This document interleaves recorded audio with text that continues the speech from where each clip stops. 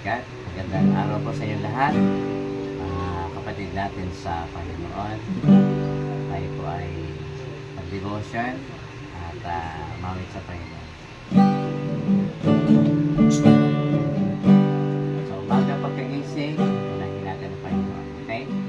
Sa umaga pagkagising, ako'y pupurihin. Puso ko'y laging may awit para sa'yo. Lagi kong nararanasan kapag hanggang pag-ibig mo'y naging sariwa sa bawat araw. Hindi ako magsasawa, purihin ka.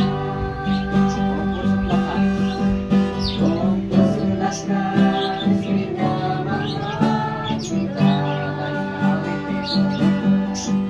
Lagi awitin ang pag-ibig mo sa akin, Panginoong Jesus.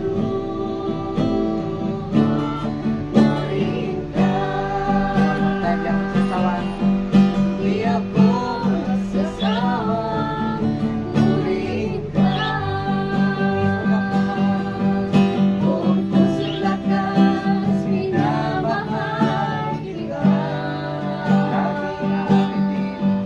Lagi awitin ang pag-ibig mo sa akin, Panginoong Jesus.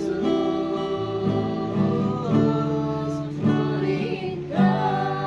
Panginoong Jesus. Purihin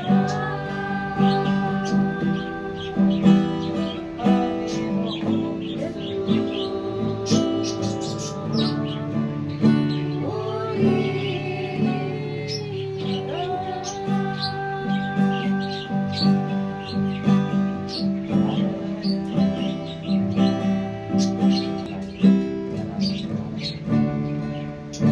Tayo dumako sa pagbasa ng salita ng Diyos. Pangunahan tayo ni Mama Echi. Mula sa Kalong Timoteo 1:7. At pakinggan po natin yung mensahe ng 2 Timothy 1:7. May kinalaman to sa takot o pagkatakot. Lahat tayo ay may mga kinatatakutan. Napakarami. Takot na mamatay, takot sa kalsada, takot sa manilihin ng utang. Maraming takot. Takot tumanda. At ano ba sinasabi ng Biblia? Patukol po sa ating katatakutan na yan. Takot sa kakapanood ng katatakutan, hindi na makalabas ng bahay. So, tingnan natin salita na Diyos. Mamenchi, pakibasa ng malakas. Sabi po dito sa ikalawang Timoteo, chapter 1, verse 7, sabi po doon, sapagkat ang Espiritu ibinigay sa atin ng Diyos ay hindi Espiritu ng kahinaan ng loob, kundi Espiritu ng kapangyarihan, pag-ibig at pagpipigil sa sarili. Ulitin ni Precious sa ibang salin, lakasan mo, B. Dalawang Timoteo 1:7, sapagkat hindi tayo binigyan ng Diyos ng espiritu ng katakutan, kundi ng kapangyarihan at ng pag-ibig at ng kahusayan. So, dito makikita natin saan ba nanggagaling yung mga takot natin. So, malinaw na binanggit, ang takot ay hindi galing sa Panginoon. Isa lang takot ang pinapayagan tayo ng Biblia. Ang matakot tayo sa Diyos.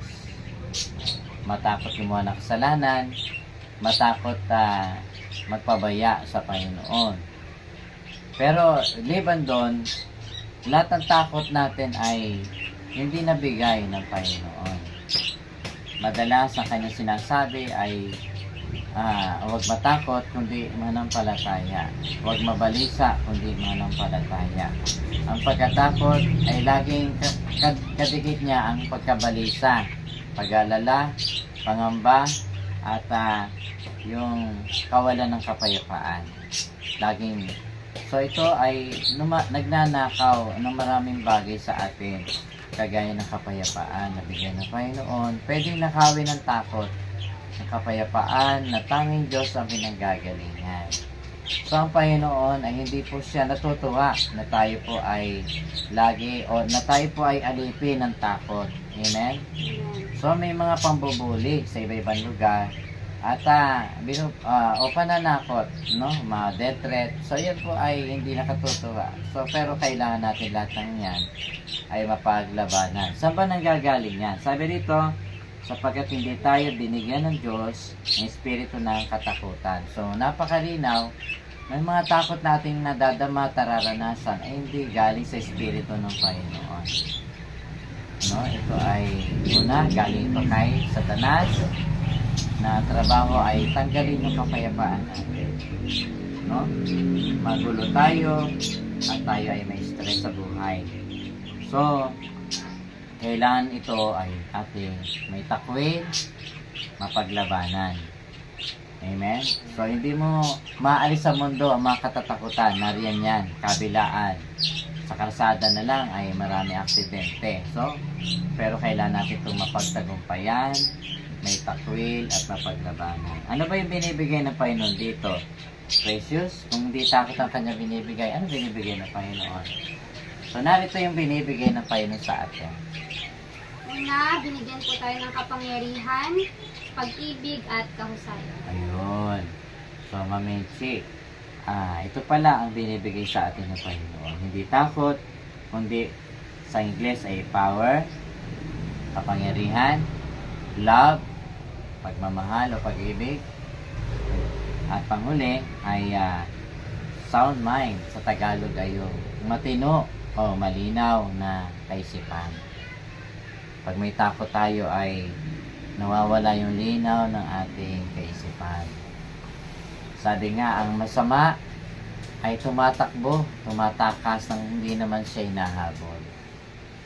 Kahit tayo ay hindi masama, kahit tayo mga anak ng Diyos, kapag ang takot ang pumasok sa atin, tayo ay parang gaya ng masama na laging gusto nating tumakbo o tumakas sa problema, kaya di naman tayo hinahabol. Okay, sa panghuli, wawakasan natin ito. Si Pedro isang araw ay pinalakad din sa tubig at siya na may nakalakad mula bangka. At sabi ng Panginoon, halika. At sumunod si Pedro, bumaba ng bangka at siya nakalakad para lumapit kay Jesus na lumalakad din naman sa tubig. Pero nung napansin ni Pedro yung malalaking alon, malakas na hangin, pinasok siya ng takot. Nawala ang kapayapaan, nawala ang pananampalataya, ang takot ang pumasok sa puso niya at siya ay lumubog. So yan mga kapatid, ang takot. Ito ay nag-aalis ng kapayapaan, kapanatagan, at ilulubog tayo. At mamamatay si Pedro kung di siya sinagip ng Panginoon. Nakamamatay ang takot. No? Maraming na heart attack dahil sa takot. So mga kapatid, tayo po ay maging mapagtagumpay. Paano po yon? Sa magitan ng ating patuloy na pagtingin kay Jesus. Hebrews 12, sabi doon, ito nating paningin, ang ating pansin, ang ating focus kay Jesus na siyang pinagmulan at magwawakas at magpapasakdal ng ating pananampalataya. Ang pananampalataya ay nagpapalayas ng takot. Ganon din ang pag-ibig, ang pagmamahal. Perfect love casts out fear. So manatili tayo sa pananampalataya at pag-ibig ng Panginoon. Ang takot na yan, na nariyan lang, ay hindi magtatagumpay at lalayas. Sa ngalan ni Jesus, Diablo ay lalayas. Amen? So God bless you po at purihin po ang ating Panginoon. Tayo po ay magwakas sa panalangin. Pangunahan tayo ni Samuel. Samuel, Manila, lakasan mo para marinig ng ating waksa. Sige po, tayo po lahat ay muko at manalangin. Panginoon Diyos, maraming salamat po sa mga salita na inilahad sa amin lahat. Salamat po sa mga lesson, mga aral, Panginoon, na sinabi po sa amin. Salamat po, Panginoon, Panginoon, na huwag kaming matakot, Panginoon, sa anumang bagay, kundi manalig kami sa iyo, Lord God. Salamat po, Panginoon, at nawa pa ulit palakasin ng bawat isa. Ulit po kong patatakin ang kanilang pananampalataya, Panginoon, pang-araw-araw. At ang pag-iingat mo, Panginoon, na igawad mo po sa bawat isa sa amin, Panginoon. Mga nakikinig ito, sa inyo, Panginoon. Nagpalayo po silang lahat. Maraming salamat po. Ito lang po ang dalangin sa pangalan na yun. Amen. Amen. Muling pagbati, si Ma'am Menchi ay pwede bumati sa ating mga kasamahan na nakikinig. Ito na po kayo. At palayo po kayo ng Panginoon. Muling pagbati, kay Sister. God bless you po. Kay Sister Samuel. Pagbati. God bless din po. God bless po. Tutuloy natin yan sa susunod natin pag-aaral ng salita ng Diyos.